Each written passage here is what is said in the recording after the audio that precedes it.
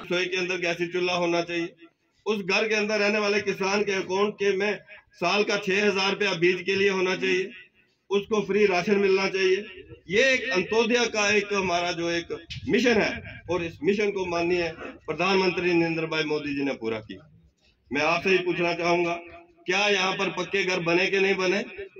बोले जरा जोर से बोले। क्या यहाँ आयुष्मान कार्ड बने के नहीं बने? अगर बने हैं तो थोड़ा जोर से बोले। सर, जितने भी हजरात यहाँ तशरीफ लाए हैं, इन सब ने मुझे वोट दिए और मुझे सरपंच बनाया और उसके बाद मैं बीजेपी के मैंडेट पर इलेक्शन लड़ी और अल्लाह के करम से मुझे कामयाबी मिली और मेरी पार्टी का साथ रहा, एमएलसी साहब का और दिनेश जी का और हमारे चौधरी तालब साहब यहाँ पर आज किसी काम की वजह से वो यहाँ नहीं आए।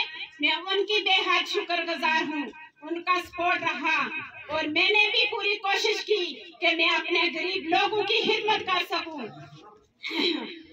और मैं हमारे जितने भी काम, फिर भी अल्लाह का शुक्र है कि मैंने अपने ब्लॉक में, हमारे ब्लॉक में बहुत अच्छी डेवलपमेंट हुई।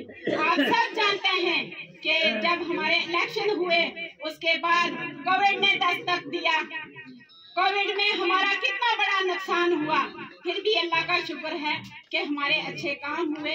आज मेरी एक रोड बॉर्डर बेल्ट में जो बीजी जो पकौड़ा उसमें काम चल रहा है तकरीबन 18 करोड़ रुपए का और बॉर्डर एरिया के लोग इस काम से बहुत खुश हैं। जब ये काम रोड मुकम्मल हो जाएगी तो हमारे बॉर्डर एरिया के लोगों को सहूलियत मैसर आएगी और इसके लिए हम सरकार के बेहद शुक्रगुजार हैं। मैं ज्यादा नहीं बोलूंगी क्योंकि सब ने बोलना है। तो मैं सबसे पहले अशोक कौल जी का तहे दिल से शुक्रिया अदा करती हूँ और उनके साथ उनकी पूरी टीम का शुक्रिया अदा करती हूँ और जितने भी हजरात यहाँ तशरीफ लाए हैं, मैं आप सब का तहे दिल से शुक्रिया अदा करती हूँ कि आप अपना कीमती वक्त निकाल कर यहाँ तशरीफ लाए। शुक्रिया, खुदा हाफिज। इस जिला के, इस डिस्ट्रिक्ट के प्रेसिडेंट दिनेश शर्मा जी, भारतीय जनता पार्टी के स्टेट के जनरल सेक्रेटरी विभूत गुप्ता जी, यहाँ इस इलाके की बीडीसी चेयरमैन, चेयरपर्सन, हमारे मंडल अध्यक्ष जी श्रीमान इकबाल मलिक साहब, कयूम मीर साहब, श्रीमान जावेद जी, हमारे दोनों महामंत्री श्रीमान राजेंद्र जुगल जी और यहाँ आए हुए सभी हजरात, मैं आपको सलाम पेश करता हूँ, आदाब के साथ। इतनी बड़ी संख्या में आज यहाँ इस प्रोग्राम में आए हैं, आप सबका बहुत बहुत शुक्रिया। हमारे इकबाल मलिक साहब ने बताया, कयूम मीर साहब ने भी बताया कि मोदी जी का एक नारा 2014 में ही आया, सबका साथ सबका विकास। सबका साथ और सबका विकास उनका नारा आया। फिर उन्होंने उस नारे में जोड़ा सबका विश्वास, फिर उसमें जोड़ा सबका प्रयास। तो सबका विकास, सबका विश्वास, सबका प्रयास, ये जो नारा मोदी जी ने दिया है, ये सबके साथ के साथ दिया।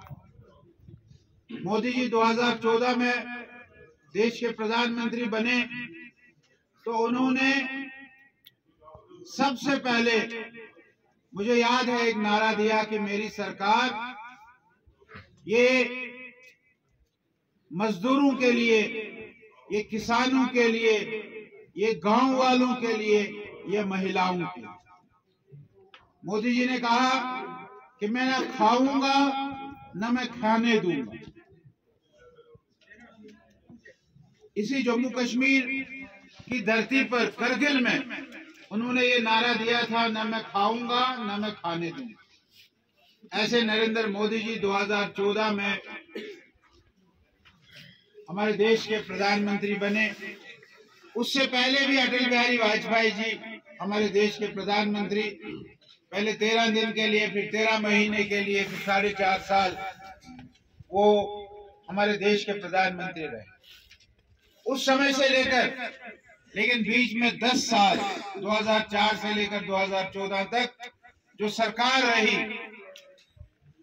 उस सरकार में बताया हमारे गारूराम जी ने, उस सरकार में केवल जमीन पर भी करप्शन, आसमान में भी करप्शन, जमीन के नीचे पाताल में भी करप्शन, ऐसे उस समय की हालत थी। और करप्शन भी कितने का, 42,000 करोड़, 46,000 करोड़, इतने रुपयों का घोटाला उस समय हम सब जानते हैं वो होता रहा। और 10 साल उन्होंने सरकार की, और 10 साल के बाद लोगों को ये समझ आ गई और लोगों ने नरेंद्र मोदी जी को देश का प्रधानमंत्री बनाया। और देश के प्रधानमंत्री बनने के बाद मोदी जी ने देश का नाम पूरे विश्व में, पूरे वर्ल्ड में ये बड़ा कर दिया। आपको याद होगा अभी युद्ध चल रहा है यूक्रेन और रशिया का। फिर से एक बार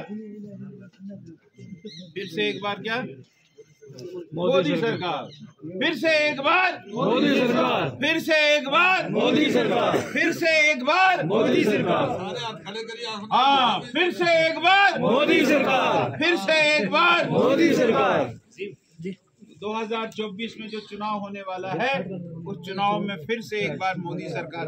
आपको इकबाल मलिक साहब ने बड़ा विस्तार में बताया, आपको इशारा किया, मैं उस पे घंटों पर बोल सकता हूँ।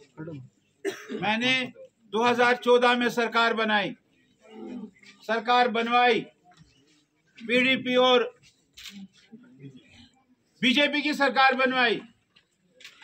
हमने कश्मीर से लोन साहब को मिनिस्टर बनाया, हमने जम्मू से इंजीनियर अब्दुल गनी कोहली साहब को मिनिस्टर बनाया।